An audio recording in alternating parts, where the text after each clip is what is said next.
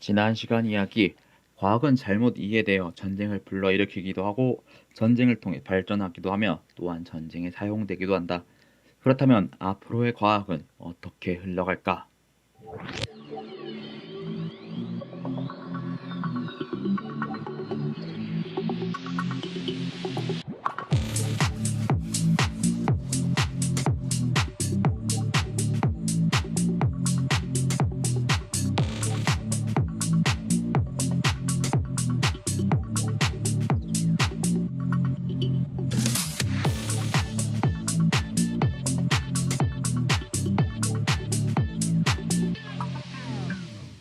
오늘로 과학사 얘기는 마지막이 될 것 같습니다. 20세기 이후 과학은 많은 방향으로 발전했습니다. 가장 가까이 있는 것부터 얘기해 볼까요? 지금 손에 핸드폰을 들고 있는 분도 계시고 컴퓨터로 이 영상을 보고 있는 분도 계실 텐데 최초의 컴퓨터 애니악은 1946년 일기예보나 원자 에너지 등을 연구하기 위해 만들어졌습니다. 그리고 이후 노이만이 컴퓨터의 명령어를 숫자 형태로 주 기억 장치에 기억시킬 것을 제안하고 직접 그 방식으로 1951년 에드박을 만들면서 컴퓨터가 한 단계 발전하죠. 여기에는 반도체라는 물질의 연구가 큰 역할을 합니다. 그 전에는 진공관이라는 소자를 사용했습니다. 전기 소자 중에는 저항이나 축전기, 코일처럼 전압의 변화에 따라 전류가 연속적으로 변하는 선형 소자도 있지만 그렇지 않은 비선형 소자도 있습니다. 플래닝이 발명한 이극 진공관은 교류를 직류로 바꾸는 정류작용을 하기도 하고 스위치 역할을 할 수도 있었죠. 디포리스트가 발명한 삼극 진공관은 작은 신호를 커다란 신호로 증폭시킬 수 있었습니다. 그러나 이 진공관은 전력 소비가 컸고 수명이 짧은 데다가 엄청 크고 가격도 비쌌죠. 그때 반도체가 이 역할을 대신할 수 있다는 것이 밝혀지면서 전기공학은 큰 변화를 겪습니다. 그 전까지 반도체는 전기가 흐르는 도체와 전기가 흐르지 않는 부도체 중간에 껴서 이도저도 아닌 물체로 여겨졌지만 약간의 불순물을 첨가함으로써 전자가 없는 빈 공간이 생기는 P형 반도체와 전자가 남는 N형 반도체를 만들게 되면서 그 쓰임은 현대 과학에서는 빠질 수 없는 재료가 됩니다. P형 반도체와 N형 반도체를 접합하여 독일의 지멘스사가 1941년 처음 만든 다이오드가 이극 진공관의 역할을 대신했고 쇼클리, 브렌트, 바딘이 1948년 삼극 진공관의 역할을 대신할 수 있는 트랜지스터를 개발하지요. 이후 킬비가 1958년 작은 반도체 안에 수많은 반도체 소자를 내장한 직접 회로를 만들었습니다. 이는 작은 직접 회로 하나가 복잡한 역할을 할 수 있다는 것을 의미하죠. 그는 그 공로로 2000년에 노벨 물리학상을 받기도 합니다. 이후 무어가 1965년에 무어의 법칙으로 예측한 컴퓨터의 발전을 뛰어넘어 놀라운 발전이 이루어지고 있죠. 20세기에는 전자현미경의 등장으로 유전에서 중요한 역할을 하는 염색체를 발견하기도 합니다. 모건이 1900년대 초 초파리를 이용한 실험으로 유전자가 염색체에 포함되어 있다는 사실을 확인하죠. 염색체를 구성하는 성분은 단백질이 가장 중요합니다만 미샤는 1869년 환자의 고름세포 염색체에서 단백질이 아닌 다른 물질 유클레인을 발견합니다. 그리고 코셸이 유클레인에는 아데닌, 구아닌, 사이토신, 티민, 우라실이라는 5종류의 염기가 포함되어 있다는 것을 밝혀내고 이후 다른 학자들이 유클레인에는 RNA와 DNA가 있다는 것을 밝히고는 이들을 헥산이라고 부르죠. 이후 그리피스와 에이버리가 유전 정보가 단백질이 아닌 DNA에 들어있다는 것을 밝힙니다. 그 후 1952년 허시와 체이스가 바이러스를 이용하여 이 사실을, 즉 DNA가 유전 물질이라는 것을 실험적으로 확인하죠. 이제 그 다음 숙제는 DNA의 구조를 밝히는 것이었습니다. 그 과업을 이룬 사람이 왓슨과 크릭입니다. 왓슨은 슈레딩거가 쓴 생명은 무엇인가를 읽으면서 유전학에 큰 관심을 갖고 이후 윌킨스의 강연을 듣게 되는데요. 이게 그의 진로를 크게 바꿔놓죠. 그는 이후 캐번디시 연구소에서 크릭을 만나는데 그 역시 생명은 무엇인가를 읽고 생물학에 관심을 갖게 되고는 단백질 연구를 한창 하고 있던 중이었습니다. 그 당시 DNA 구조를 밝히는 연구는 윌킨스와 여성과학자 로저린드 프랭클린이 앞서고 있었습니다. 그들은 당시 자신의 실험 내용을 왓슨과 클릭에게 알려주기도 하고 왓슨과 크릭의 모형에서 잘못된 점을 지적해주기도 했습니다. 그 후 X선 회절을 이용하여 결정 구조를 밝혀내 아버지와 함께 노벨 물리학상을 받았던 브래그가 연구소장으로 있으면서 갑자기 왓슨과 크릭에게 DNA 연구에서 손 뗄 것을 지시하여 그들의 연구가 중단되기도 하는데요. 다행히 그동안 크릭이 헤모글로빈의 특성을 연구하고 왓슨이 담배 모자이크 바이러스를 연구하면서 DNA 구조 연구를 위한 기초 내용을 익힐 수 있었습니다. DNA의 가장 선명한 X선 회절 사진을 찍은 것은 왓슨도 크릭도 아닌 플랭클린이었습니다. 그는 가장 선명한 사진에 51번이라는 라벨을 붙였었는데 윌킨스와는 사이가 좋지 않아 윌킨스에게 이 51번 사진을 보여주지 않았었죠.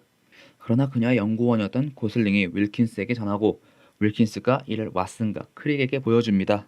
이 당시 그들은 같은 연구를 하던 라이너스 폴링에게 발견의 영광을 빼앗기지 않기 위해 브래그에게 연구를 재개할 수 있도록 허가할 것을 급히 요청했습니다. 당시 브래그는 단백질의 구조를 규명하는 데 있어 폴링에게 진 상태라 이 경쟁에서는 질 수 없었지요. 브래그의 허락과 전폭적인 지원 하에서 그리고 윌킨스가 선뜻 DNA 모형을 만드는 것을 양해해 줌으로써 그리고 샤가프가 구아닌과 사이토신, 아데닌과 티민이 각각 1대1 비율로 들어있다는 사가프 법칙을 발표해 염기의 배열 문제와 결합의 문제를 해결해 줌으로써 DNA 구조라는 제목의 크릭과 왓슨의 논문이 실릴 수 있었죠. 이 논문은 900단어의 길이였고 첨부된 그림도 단 하나뿐인 짧은 논문이었습니다. 하지만 윌킨스와 스토크스, 윌슨이 쓴 디옥시펜토스 핵산의 분자구조, 플랭클린과 고슬링이 쓴 티모핵산 쇼듐의 분자구조와 함께 생물학에서 가장 중요한 의미를 가지는 논문으로서 여겨집니다. 공교롭게도 윌킨스가 왓슨과 크릭의 논문의 공동 저자로 들어가는 것을 거절하는 대신에 이 연구에서 자신들의 공헌을 인정받을 수 있는 논문을 함께 발표하겠다고 하였고 프랭클린이 당시 DNA 구조보다 윌킨스가 있는 킹스 칼리지를 떠나는 것에 관심이 더 많았을 시기였기 때문에 이 세 논문은 1953년 4월 25일자 네이처호에 같이 실리죠. 물론 프랭클린의 사진을 허락 없이 이용한 것을 두고 후대 과학자들이 윤리 논쟁을 벌입니다만 그 당사자들이 이의를 제기하지 않은 채로 시간이 너무 많이 흘러버려 논쟁거리로만 남게 되었습니다. 이 DNA 구조는 크릭과 브레너로 인해 세 개의 염기 배열이 하나의 아미노산을 지정한다는 사실이 밝혀진 이후로 인간의 유전 암호들과 유전자의 기능을 밝히는 방향으로 연구가 이어지고 있죠.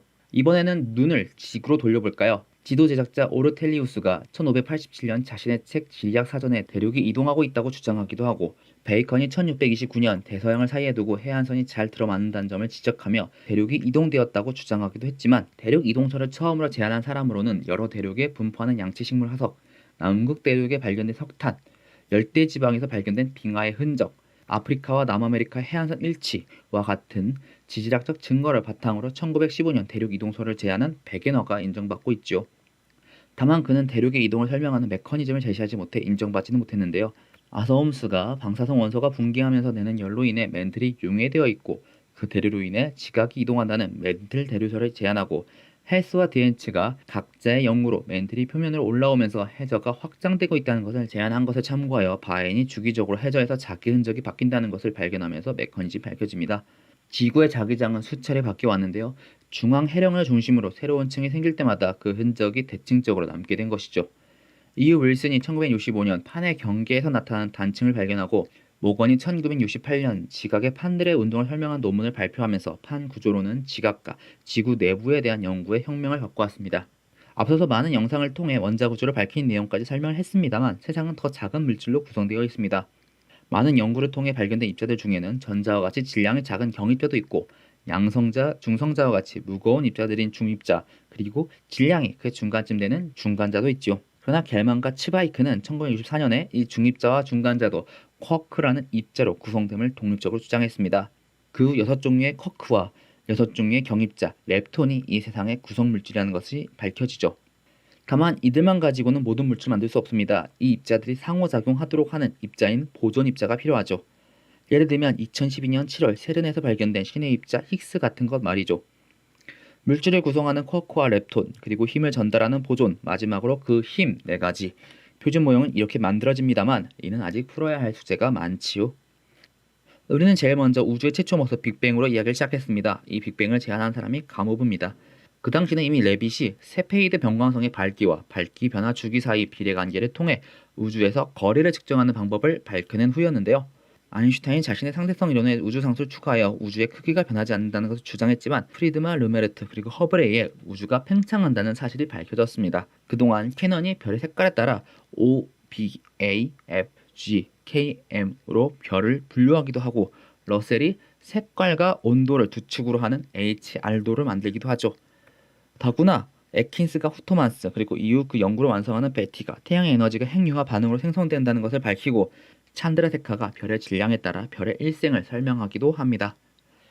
가모브는 이런 생각들을 기반으로 우주가 밀도와 온도가 엄청나게 큰 점에서 시작하여 우리가 첫 영상에서 봤던 과정들을 통해 오늘날에 이르렀다는 것을 주장합니다. 호일이나 골든, 본디 같은 사람들이 우주의 전체 모습은 변하지 않는다는 정상 우주론을 주장하며 놀리는 의미로 큰 폭발, 즉 빅뱅이라고 가모브의 이론을 이름 붙이지만 이후 펜지어스와 윌슨의 마이크로 통신을 방해했던 잡음이 그 옛날 원자가 형성될 당시의 전자기 파인 우주 배경 복사라는 것이 밝혀지며 빅뱅 우주론은 널리 받아들여지게 됩니다. 빅뱅으로 시작했던 우리의 이야기가 여러 과학자들의 물음표를 통해 빅뱅으로 돌아왔네요. 우리의 여행은 여기서 잠시 끝을 내지만 과학 이야기는 여기서 끝이 아닙니다. 이 영상에 다루지 않은 혹은 간단히 다룬 사건 중에도 중요하지 않은 사건은 없죠. 그리고 우리가 볼 수 있는 입자뿐 아니라 암흑물질과 암흑에너지에 대한 물음표도 아직 해결을 못했고 유전자와 지구 곳곳 그리고 우주에 대한 물음표도 아직 너무 많습니다. 우주의 시작에 있었을 모든 힘을 통합하는 한 가지 힘이자 이름도 아직은 밝혀지지 못했고 우주의 시작이 있었다면 우주의 끝은 어떻게 될까라는 물음표도 아직 남아있죠. 그러나 지난 350만 년의 이야기를 통해 우리가 알 수 있는 것은 이 물음표는 또 다른 많은 느낌표를 만날 것이고 그 물음표가 우리의 삶을 또 새로운 내일로 이끌어갈 것이라는 것이죠. 그럼 그 새로운 내일에서 만나는 그날, 그럼 또 보죠.